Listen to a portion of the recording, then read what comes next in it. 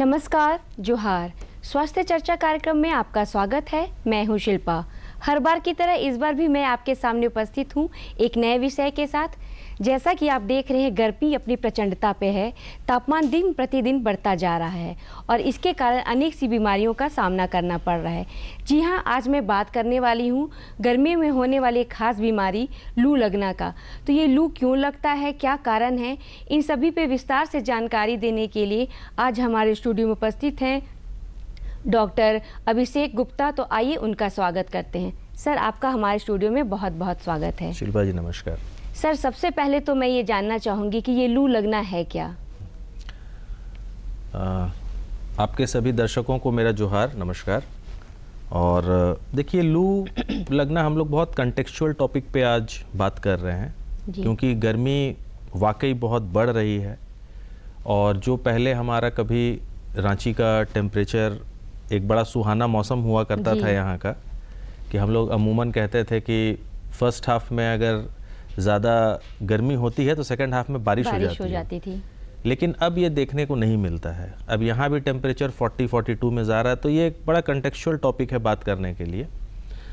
लू लगना एक हम लोग आम भाषा में प्रयोग करते हैं शब्द। गर्म हवा जो चलती है उसको लू बोलते हैं, और अपभ्रंश में हम लोग ये कहते हैं कि भाई लू लग गया।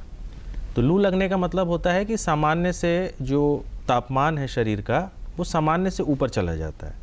हम लोग इसी को लू लगना कहते हैं। अब इसके अलग अलग लक्षण होते हैं, फिर उसकी चिकित्सा होती है, जिसके बारे में हम लोग विस्तार में बात करेंगे। लू लगने का जो शाब्दिक अर्थ है वो है इंक्रीज ऑफ टेम्परेचर। जी, तो कारण बस यही हुआ है, टेम्परेचर जो बढ़ता है इसके कारण से लू लग जाती है। हाँ, टेम्परेचर अब क्यों बढ़ता है? जी, सामान्य स्थिति में तो आपका तापमान बढ़ेगा नहीं। अगर हम बैठे हुए हैं कहीं पे तो तापमान तो बढ़ेगा नहीं। तो तापमान बढ़ने के कारण क्या होते हैं? तापमान बढ़ने के कारण होते हैं कि अगर आपका बाहर का तापमान, घर के बाहर का तापमान अगर मोर देन 40 डिग्री 41 डिग्री सोर कर रहा है जी, और हमारा शरीर का जो तापमान होता है वो अमूमन 36-37 डिग्री सेंटीग्रेड के बीच में रहता है नॉर्मली। और अगर फ़ारेनहाइट में बात करें, जो हम लोग थर्मोमीटर में मेजर करते हैं, तो जनरली फ़ारेनहाइट में रहता है। जो हम लोग बोलते हैं 100 से ऊपर चला गया, 101 हो गया, 102 हो गया, तो उसमें हम लोग 104 मानते हैं जी, कि 104 के ऊपर अगर चला जाता है तब हम लोग कहते हैं कि ये लू लग गया है या हीट रिलेटेड इलनेस आ गया है। तो ये कैसे हो सकता है? अगर बाहर का टेम्परेचर बहुत हाई है और आप विशेष बचाव जो इसमें होना चाहिए, नॉर्मली बचाव की आवश्यकता नहीं है कि जैसे आपने अगर छाता कैरी नहीं किया है, आप डायरेक्ट यूवी रेज को ले रहे हैं, सनलाइट को ले रहे हैं, आपने हेड को कवर नहीं किया है, ठीक है, और आप बहुत देर तक उस टेम्परेचर में आप अपना कार्य कर रहे हैं, तो स्वाभाविक रूप से आपको लू लग सकती है। हवा अगर गर्म हवा बहुत चल रही है और अब उसके बावजूद उसमें आप विशेष बचाव जो इसमें इंगित है वो नहीं कर रहे हैं तो आपको इंक्रीज टेम्परेचर का सामना करना पड़ सकता है। तो क्या लक्षण होते हैं जब किसी व्यक्ति को लू लगता है? तो क्या लक्षण देखने को मिलते हैं? देखिए, इसमें ऐसा है कि शुरुआत में ही कोई भी मरीज सीरियस नहीं हो जाता है जी।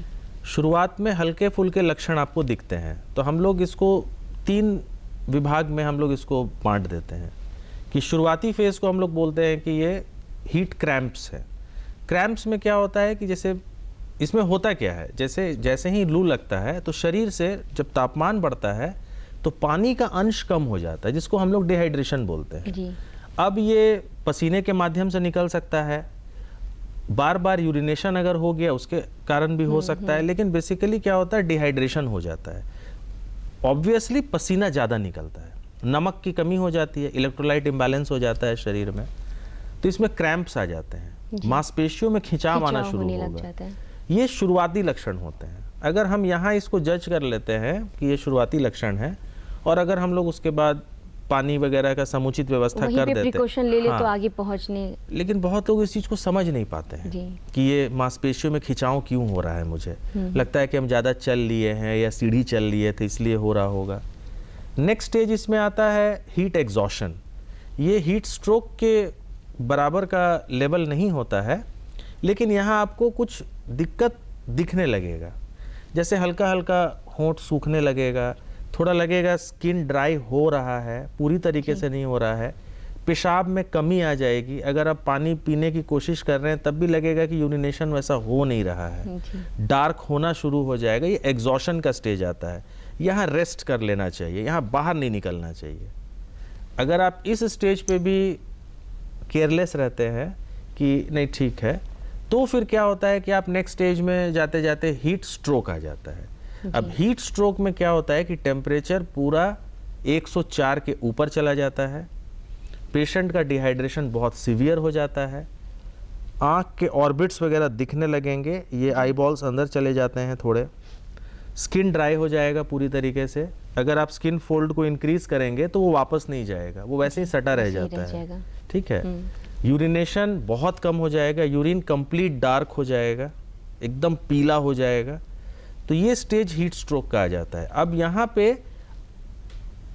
हम लोग यही एडवाइस करते हैं कि पेशेंट को घर पे ना रखा जाए जी। इस स्टेज पे पेशेंट को हम लोग को हॉस्पिटलाइजेशन पे ले आना चाहिए, वरना अब ये घातक स्थिति उत्पन्न कर सकती है। क्या इसमें मृत्यु की भी संभावना हो सकती है? बिल्कुल, इसमें मृत्यु की संभावना हो सकती है अगर हम हीट स्ट्रोक के पेशेंट को बहुत देर तक अनअटेंडेड छोड़ दें, अगर उनको समुचित हाइड्रेशन की व्यवस्था न की जाए और उसको ऐसे ही छोड़ दिया जाए कि नहीं ठीक हो जाएगा अपने आप में, तो फिर एक स्टेज ऐसा आ जाता है कि पेशेंट को बचाना थोड़ा मुश्किल हो जाता है। तो क्या क्या घरेलू उपाय किया जा सकता है लू से बचने के लिए? देखिए, इसमें हम लोग दो तरीके से बात करेंगे। एक हम लोग बात करेंगे ग्रामीण परिवेश में और एक हम लोग बात करेंगे शहरी परिवेश में कि इसमें आप क्या बचाव कर सकते हैं। शहरी परिवेश में हमारे पास बचाव के बहुत साधन हैं, कूलर है, एसी है, फ्रिज है जी।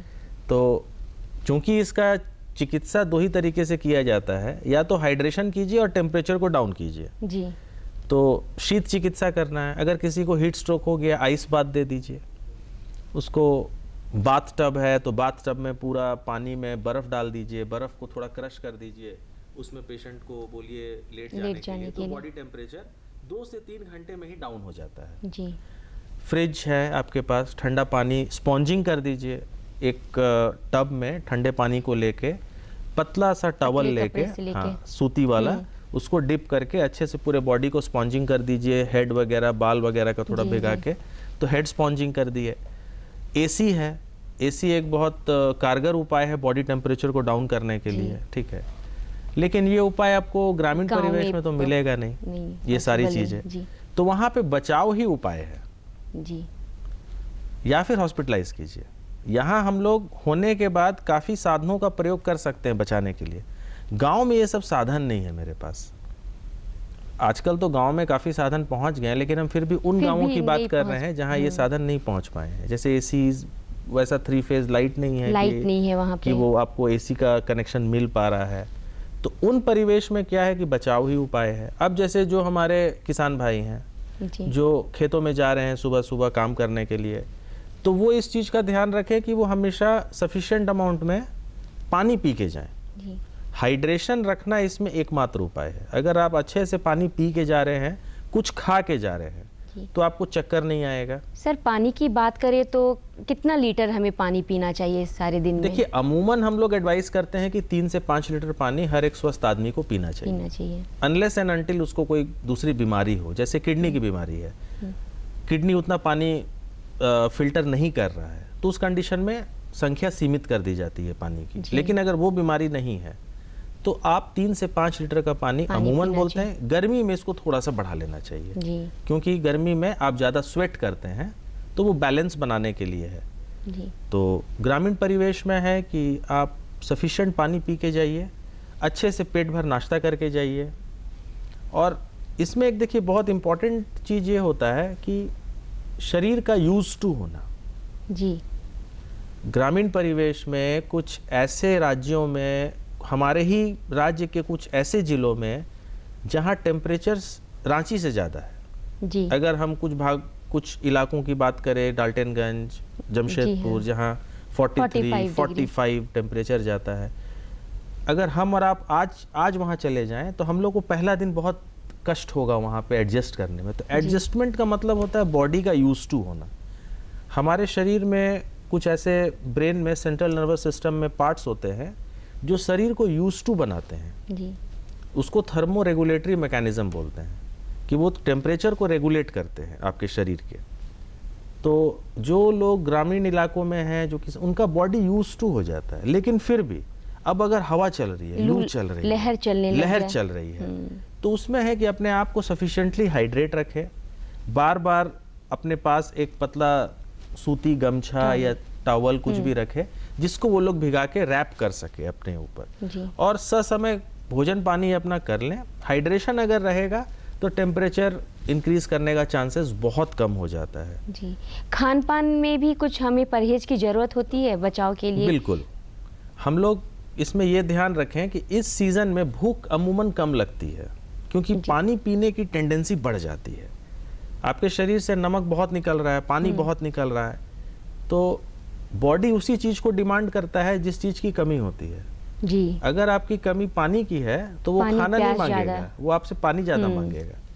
तो अगर आप हाइड्रेशन पे ज्यादा ध्यान दें, ऐसे वेजिटेबल्स का प्रयोग करें, ऐसे सब्जियों का, जैसे खीरा हो गया, ककड़ी हो गया, वाटरमेलन हो गया, फ्रूट्स में सीजनल फ्रूट्स हैं, और जिसमें आपका वाटर कंटेंट जो है ज्यादा है, जो जूसी होते हैं, तरबूज हो गया। हाँ, और गरिष्ठ चीजों का सेवन ना करें, जी, तैलीय चीजों का सेवन ना के बराबर करें इन सीजन्स में। जी, इससे क्या होता है, एसिडिटी होने का संभावना बहुत ज्यादा होता है।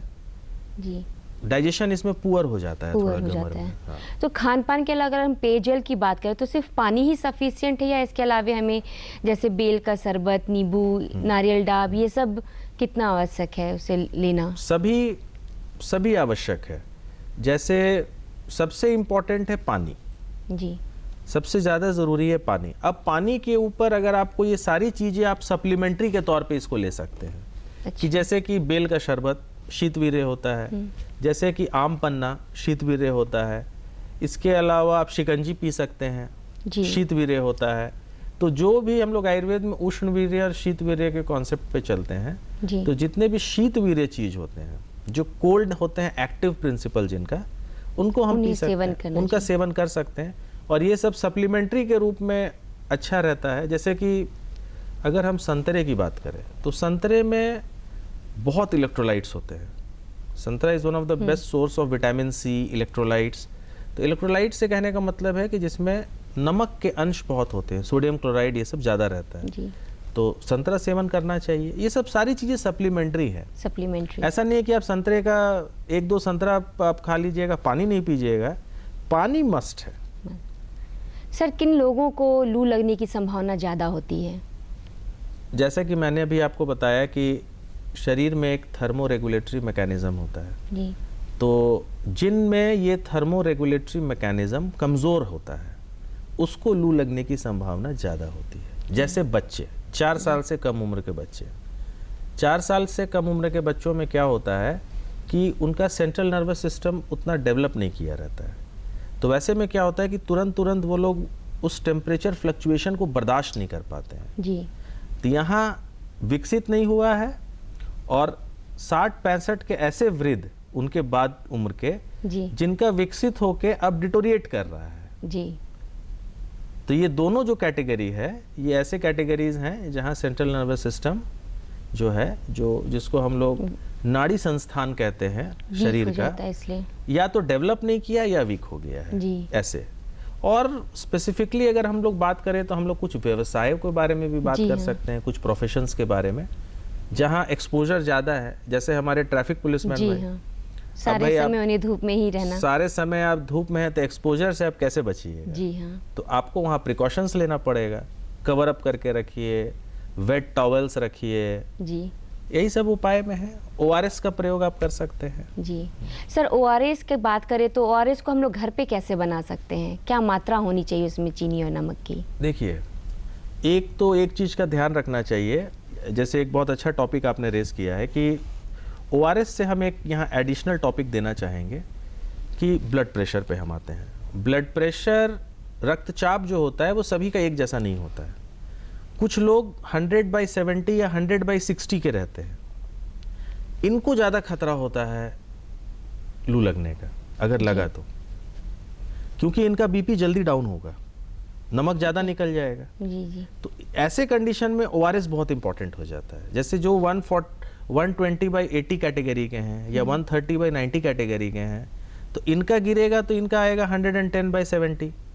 जी। लेकिन जो ऑलरेडी 100/60 कैटेगरी के हैं, जिनका हीमोग्लोबिन कम है, जो अमूमन लैक्टेशन के बाद, प्रेगनेंसी के बाद बहुत सारे फीमेल्स में हमने झारखंड में देखा है कि हीमोग्लोबिन की मात्रा बहुत कम हो जाती है। उसके कारण से क्या है, आपका ब्लड प्रेशर वगैरह बहुत लो रहता है। अब ऐसे महिलाओं को अगर लू लग जाता है, तो ऐसे महिलाओं के लिए क्या होता है कि ORS बहुत इम्पॉर्टेंट है जी। ORS का प्रयोग करना इन महिलाओं के लिए। तो अमूमन हम यही कहेंगे कि ORS या तो रखना चाहिए घर पे, इन सीजन्स में ORS रखना चाहिए। जी। अगर आपको लग रहा है कि आप बाहर से आए हैं और आपको लग रहा है कि हमें कमज़ोरी महसूस हो रही है, तो सामान्य रूप से ORS में हम लोग क्या रखते हैं, ओरल रिहाइड्रेशन सॉल्ट्स होता है जी। ठीक है। अब उसमें करना क्या चाहिए कि एक सामान्य टेम्परेचर का ग्लास में पानी रखना चाहिए, 1 चम्मच नमक और 1 चम्मच चीनी जी। सामान्य टीस्पून से लेके उसमें पी लेना चाहिए। अगर आपको लगे कि हमको पूरी तरीके से ठीक नहीं लग रहा है, ORS अगर अभी भी आपको उपलब्ध नहीं हो पा रहा है, तो फिर 1 या 2 घंटे के बाद इसको फिर रिपीट कर सकते हैं। सामान्य रूप से सॉल्ट में आपको सोडियम क्लोराइड मिल जाता है और चीनी से आपको ग्लूकोज मिल जाता है जी। तो ये दोनों हम लोग कर सकते तो हैं। ये डायबिटिक पेशेंट भी ले सकते हैं जो घर पे हम लोग ORS का घोल बनाए चीनी डाल के? वो अगर उनको ज़रूरी है तो, अगर वो बाहर से आए हैं, अगर वो लग रहा है कि उनका शुगर लेवल गिर गया है, अगर शुगर लेवल उनका नॉर्मल से बहुत कम चला गया है, जी। अगर हम नॉर्मल बात करते हैं 100-120 का शुगर होना चाहिए रैंडम में, जी। अगर उनका शुगर आपको दिख रहा है कि 60 चला गया है, तो अब उनके लिए ज़्यादा ज़रूरी यही नहीं है कि शुगर मेंटेन्ड हो, उनके लिए ज़्यादा ज़रूरी यह है कि वो कोमा में नहीं चले जाए। जी। 40 के नीचे आप डायबिटिक कोमा में चले जाइएगा। जी। तो हमारे लिए भी ज़रूरी यह है कि हम उस पेशेंट को कोमा में न जाने दें और उसको हम रिवाइव करें। तो इसीलिए हम उसमें बिल्कुल ORS का प्रयोग करेंगे, चीनी का प्रयोग करेंगे। जी सर, ये तो हमने सावधानी की बात की। अगर किसी व्यक्ति को लू लग जाती है तो वो उन्हें क्या प्रिकॉशन लेना चाहिए? देखिए, लू अगर लग गया है तो अब तो प्रिकॉशन की तो बात नहीं रही, अब तो इलाज पे हम लोग आ गए, अब हम लोग चिकित्सा पे आ गए। तो जैसे मैंने बताया कि 2-3 स्टेज में ये चलता है कि जैसे हीट क्रैम्प्स हैं, शुरुआती है तो हीट क्रैम्प्स अगर आपको लग रहा है, क्रैम्प महसूस हो रहा है, तो उसका कुछ मेडिसिन आता है क्रैम्प्स के लिए। जी, तो क्या आयुर्वेद में वो मेडिसिन है? देखिए, आयुर्वेद में हम लोग 2 ही चिकित्सा को हम लोग यहाँ फोकस करते हैं इसमें। अगर आपको हीट क्रैम्प्स भी आ रहा है तो आपको ये समझना चाहिए कि क्रैम्प्स क्यों आ रहा है। क्रैम्प्स आ रहा है लू लगने के कारण, तो हमारा चिकित्सा टेम्परेचर को डाउन करने में और हाइड्रेशन में ही रहेगा, जिसको हम लोग जल चिकित्सा और शीत चिकित्सा बोलते हैं। अब शीत चिकित्सा का अलग अलग माध्यम हो सकता है देने का, आइस हो सकता है, स्पॉन्जिंग हो सकता है, बाथटब हो सकता है, और जल चिकित्सा में आपका हाइड्रेशन है। यहाँ दवाइयों का प्रयोग थोड़ा सीमित है जी। दवाइयों की प्रयोग की आवश्यकता पड़ती नहीं है। दवाइयों की प्रयोग की आवश्यकता तभी पड़ती है जब हीट स्ट्रोक के कारण आपके शरीर में ऑर्गन्स इफेक्ट होने लगते हैं, जैसे ब्रेन। कभी कभी आपको केस इसमें देखने को हम लोग को मिलता है कि जब पेशेंट को हीट स्ट्रोक लग जाता है तब पेशेंट प्रलाप करने लगता है, मतलब बड़बड़ाने लगेगा जी। वो कंफ्यूजन का लेवल उसमें हाई हो जाता है, सॉल्ट और मतलब ये जाके ब्रेन पे इफेक्ट करता है, सेंट्रल नर्वस सिस्टम पे इफेक्ट करता है। स्पीच स्लर्ड हो जाता है जी। सही तरीके से वाक्यों का वो फॉर्मेशन नहीं कर पाएगा, वो बड़बड़ाने लगता है। उसको आप टाइम पूछिएगा या कहाँ है पूछिएगा तो वो सही जवाब नहीं दे पाएगा। तो ये एक ऐसा सिम्टम है जिसमें कि सोचना नहीं चाहिए और पेशेंट को तुरंत हॉस्पिटलाइजेशन कर देना चाहिए जी। IV फ्लूइड्स वगैरह की आवश्यकता पड़ जाती है। तो इलाज में यही है कि जब हम लोग हीट स्ट्रोक के उस लेवल पे आ जाए जहाँ ये सिम्टम्स आ सकते हैं, तब हमें फिर इन सब इलाजों के बारे में सोचना पड़ेगा। जी हाँ सर, बच्चों की बात की, जैसे उन्हें जल्दी लू लगता है, क्या लक्षण होते हैं छोटे बच्चों में लू लगने के? लक्षण जो बाकियों में रहेंगे वही लक्षण रहेंगे। लू के लक्षण उम्र के हिसाब से चेंज नहीं होते हैं जी। बीमारी के हिसाब से चेंज हो सकते हैं। अच्छा। अगर किसी को डायबिटीज है, उसका शुगर लेवल लो हो जाएगा, वो जल्दी आपको थकावट के मोड में दिखेगा कि वो उठ नहीं पा रहा है, वो बेड रिडन जल्दी हो जाएगा जी। अब अगर किसी को BP है जी अब हाँ। उसको अगर लू लग गया है, उसका बीपी शूट करेगा, जी हाई टेम्परेचर रहेगा, बीपी शूट करेगा, उसको लकवा मारने का चांस ज़्यादा बन जाएगा। जी अगर उसका बीपी 200 से ऊपर शूट कर जाता है, 104 डिग्री का टेम्परेचर है बॉडी में फ़ारेनहाइट का, जी बीपी ऑब्वियस है +200 चला जाएगा, सिस्टोलिक ऊपर वाला, नीचे वाला 100 के आसपास चला जाएगा, तो उसको लकवा मारने का, पैरालिटिक स्ट्रोक मारने का चांसेस तो बढ़ जाता ऐसे है। में उन्हें क्या सावधानी बरतनी चाहिए, जिनको बीपी के पेशेंट हैं उन्हें? देखिए, जिनको पता है कि उनको ब्लड प्रेशर की शिकायत है, जी उनको तो इन पीक आवर्स में अवॉइड करना चाहिए निकलना। जी एकदम ज़रूरी है कि किसी कार्य से जा रहे हैं या तो सावधानी बरत के जाइए, पानी वानी पी के जाइए, ORS अपने पास रखे रहिए। अब बाकी जो सावधानियां अभी तक हम चर्चा करते आए हैं कि आप वेट टॉवल्स या फिर इस तरीके के कोल्ड आर्टिकल्स, कभी आइस पैक्स भी आते हैं, आइस पैक्स भी आप रख सकते जी हैं अपने हाँ, साथ ट्रैवल जी करते वक्त। तो और डायबिटिक पेशेंट तो आइस पैक्स लेके चलते ही हैं, क्योंकि उनको इंसुलिन रखना पड़ता है, जी हाँ। तो आइस पैक्स तो रहता ही है उनके पास। तो उनको यही प्रिकॉशन लेना चाहिए कि इस टाइमिंग को अवॉइड कीजिए जो आपका समर का पीक टाइमिंग होता है, that is 11 o'clock to 4 o'clock या 3 o'clock का। जगह के ऊपर डिपेंड करता है ऑब्वियसली कि आपके यहाँ टेम्परेचर्स का लेवल क्या है, उस समय को अवॉइड कीजिए, हाइड्रेशन सफिशिएंट रखिए। और अगर आपको शुरुआती कुछ भी थोड़ा सा भी सिम्टम दिखता है तो तुरंत कंसल्ट कीजिए अपने फिजिशियन से। जी सर, नवजात शिशुओं की बात करो तो ये मौसम उनके लिए पहला मौसम गर्मी का होता है जिससे वो रूबरू होते हैं। ये मौसम जितना हम लोगों के लिए कठिन है उससे कहीं ज़्यादा कठिन उनके लिए होता है। तो ऐसे समय में उन नवजात शिशुओं की देखभाल किस तरह से करनी चाहिए? देखिए, आजकल तो पेरेंट्स बहुत समझदार हो गए हैं और बच्चों के प्रति बहुत जागरूक भी हो गए हैं। तो ऐसे सीजन्स में तो जो अच्छे व्यवस्थित हैं, सिस्टमैटिक अपने एक व्यवस्था में रह रहे हैं, उनके लिए तो दिक्कत नहीं है। लेकिन सर जो गांव में रह रहे हैं या फिर गरीब परिवेश के लोग हैं, वो लोग क्या करें? गरीब परिवेश में देखिए क्या होता है कि छत एस्बेस्टस का है अगर आपका, तो वो हीट ज़्यादा हो रहा है। और हम लोग शुरुआत में कहते भी हैं कि पहले 6 महीने बच्चों को पानी भी नहीं देना चाहिए। जी हाँ।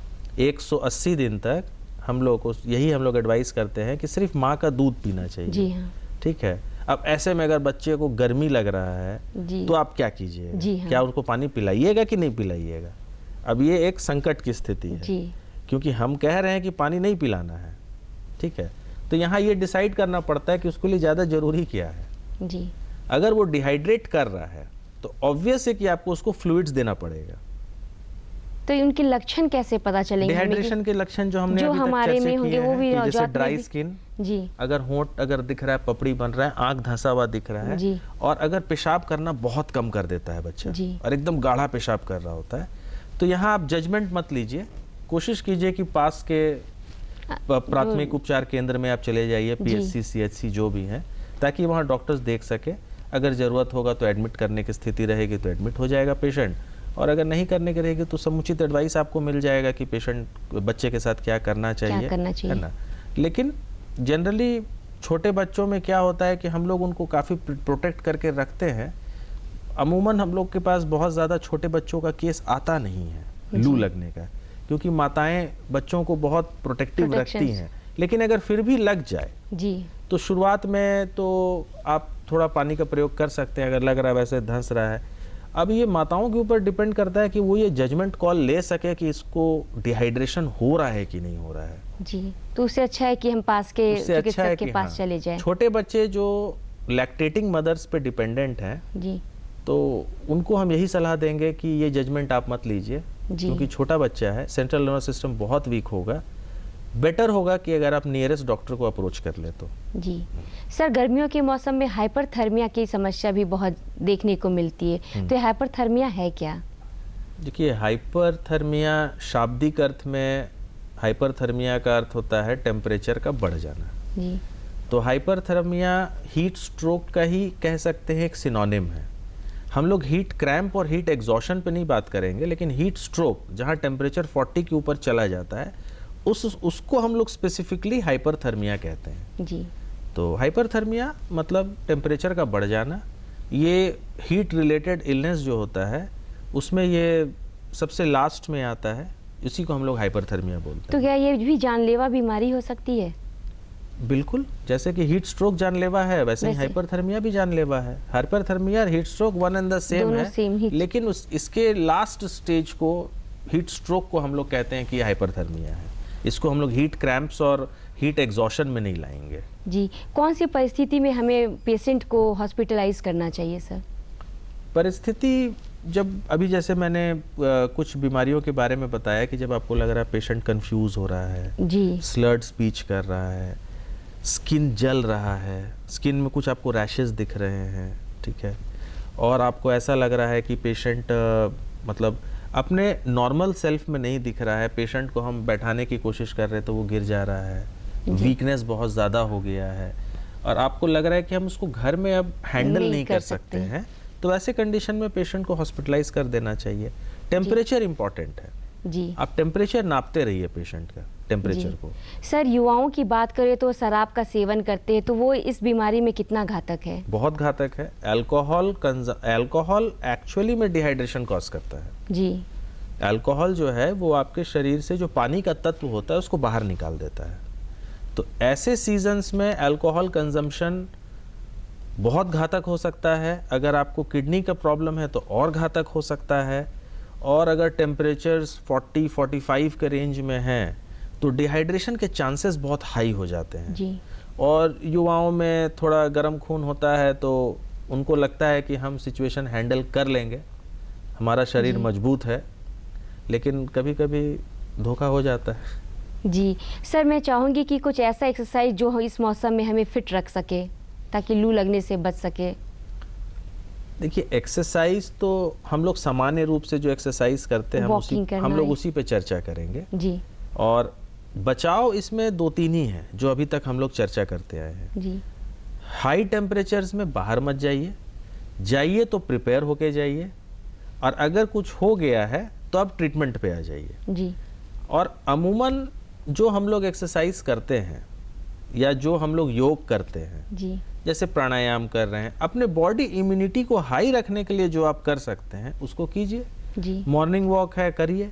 अगर बहुत गर्मी है, बहुत ह्यूमिडिटी, आजकल तो सुबह से ही ह्यूमिडिटी स्टार्ट हो जाती है। अब वैसे में अगर जो पेशेंट जिनका हीमोग्लोबिन कम है, जिनका ब्लड प्रेशर बहुत लो रहता है, तो वैसे लोगों को बहुत ज़्यादा वॉकिंग नहीं करना चाहिए कि हम स्वेटिंग करते जा रहे हैं, वो ज़्यादा दिक्कत हो जाएगा। जी सर, आपने हमारे दर्शकों को इतनी महत्वपूर्ण जानकारियां दी, इसके लिए बहुत बहुत धन्यवाद। धन्यवाद। तो सर दर्शकों, आपने देखा कि डॉक्टर साहब ने हमें लू के बारे में बहुत सारी जानकारियां दी हैं।